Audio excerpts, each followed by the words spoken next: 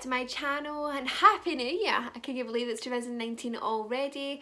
Where did 2018 go? It's crazy how fast these years are flying by. This is us entering our third year of trying for our baby. But anyway, this video is going to be an update and a little recap of what happened in 2018 and what's to come in 2019. So if you have been following my channel, you would know that me and Matthew have been trying for a baby since December of 2016, and we have had no success whatsoever. We have been going for tests, we've done everything that we can possibly do, and now we're on to getting a little bit extra help, and that's what 2019 has to bring for us. So at the start of 2018 we finally got into like trying letrozole tablets to see how they would go, and we finally got into just so many other tests that we hadn't had done yet, and I feel like that year was just mostly getting blood taken, scans, everything done. It was crazy, a crazy year for the baby side of things, and I'm kind of glad that all that stuff's over with just now, for now, but obviously there's still a lot to come in the next year or so, and hopefully not so, like hopefully this year we have our positive, our BFP, hopefully, and everything works out for us, and we will be vlogging about babies and vlogging about everything else and birth, all that kind of thing. But yeah, 2018 was just a horrible year for us. We had so much going on and it was just not the best for us, let's just say that.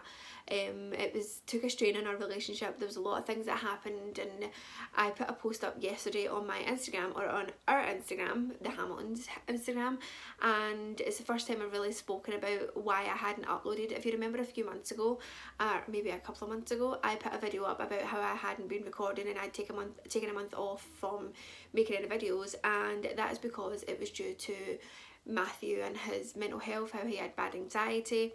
And I asked him if it was okay if I could talk about it and put it on our Instagram page, and I feel like because that's been fine, I don't want to just broadcast everything about what happened with him, because it wasn't my place to say anything.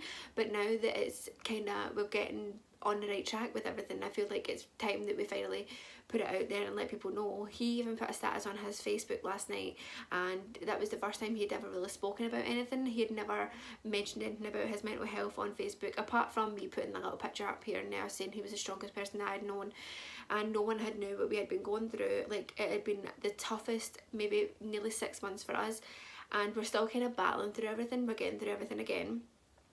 Not again, but like we're kind of still getting back to where we used to be, and it just, I feel like I want to talk about it because mental health is a hard thing to go through, and not just for the person who suffers from it, but for their other half, their husbands, wives, all that kind of stuff. And I felt like I had to be a huge part of Matthew's life, and there was many times where we thought we were never going to be together, and I thought there was going to have to be a time where I'd sit here and record a video saying that me and Matthew were no longer together, but we were still going to try and work through everything.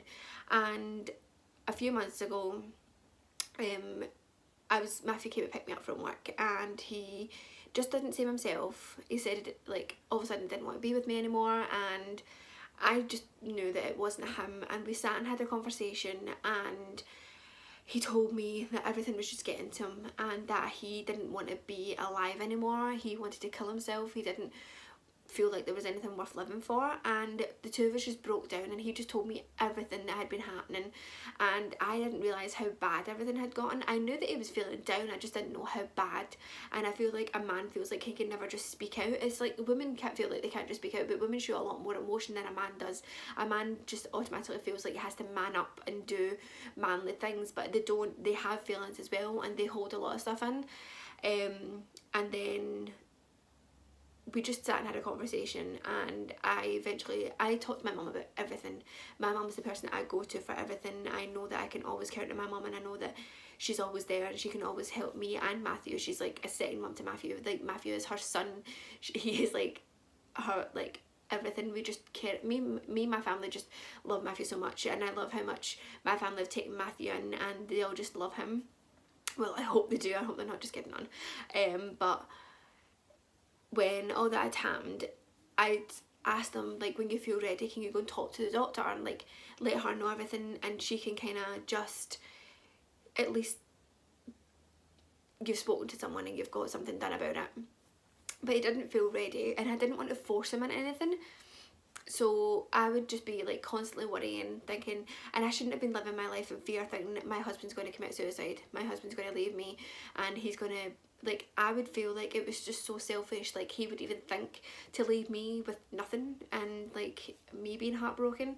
And then something happened that I'm not going to go into, and then he tried to kill himself. Again, I know I shouldn't be laughing, but I feel like if I laugh about it now, then it makes me feel so much better. And I do talk to people all the time. I talk to my mum and I talk to Matthew about everything. Me and Matthew have made it a thing now that if we're feeling down, we'll sit and have a conversation. Like, we can always tell when each other's feeling down.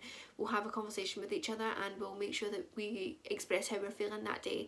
Like, I can come in from work and I can just be like, oh, I've had a stressful day, but then I'll know that something's wrong with him, and we'll have a conversation, just make sure everything's okay. But yeah, he tried to kill himself. He sat in the car and he'd written notes, all that kind of stuff. He'd messaged his mum and dad, let them know what he was going to be doing, it wasn't going to be here anymore. And then he went out in the car and was basically going to kill himself, and I'm not going to say how he was going to do it, because then that means people will understand and like know what he was going to do. But yeah, he was sitting in the car and he said I was just crying and like crying, bawling my eyes out, and then someone came up to the car and asked him if he was okay, and he was like, no, I'm fine, and he just ended up driving away. The only reason he didn't do it is because I never had a picture of me with him, and I'm just like, that shouldn't have been a reason for you to not do it. You should be thinking about everything else. And by this point he'd already spoken to the doctor, he's already on medication, he'd already got everything sorted, what I thought was anyway. And then this happened and it was just like blown into the air. Everything had just exploded again, and we were back to square one again and trying to make everything better. And we're still trying to make everything better. We have lost things. We don't have things that we used to have. We don't have, like, I still work, so I still get by. We still get by, like, my wage pays with everything, and we still have a roof over our heads. We don't have a car anymore. I mentioned that before in my hospital update, because we had to get the bus home when he had fainted. But we don't have a car anymore, and yeah, we still get by with everything. We still have clothes on the back of our backs. I still managed to buy Matthew his nice Christmas stuff. He bought me amazing Christmas stuff. He got me a new ring light, so hence why the light is so good. And we had the best Christmas. This was probably the best Christmas we've had in a long time, because I didn't know how long Matthew had been feeling down, and I didn't know, as I said, everything that was happening in his mind. So I feel like now this year that he had let everybody know, and he knew everyone was behind him, that he could enjoy himself and he could let himself just let loose and enjoy Christmas time. And he did. But yeah, it was just a crazy few, like half a year basically nearly for us, that it's just been such a struggle, and we never really expressed a lot. And I had never expressed our fertility problems on my personal Instagram page or Facebook, because I felt like that was just like a thing that I want to keep to myself from my real life. This is real life, but like this is just to everyone else, because I like to sit here and just talk to everyone, and it's weird to think that this is real life, I don't know what I'm saying. But I always say when I fall pregnant and when I'm doing an announcement, that's when I'll express and show everyone this page. And I don't mind people seeing our Instagram page, and if they click on the link, they'll know fine well that I make these videos. So it's not something to be ashamed about, it's just building the confidence to let everyone know. I think that's what I'm trying to say. I'm trying to be confident enough to let everyone know what I do, and I sit here and make videos. And everyone watches YouTube videos nowadays, like even if it's just like watching random makeup videos, not everyone's going to come on and watch fertility update videos, and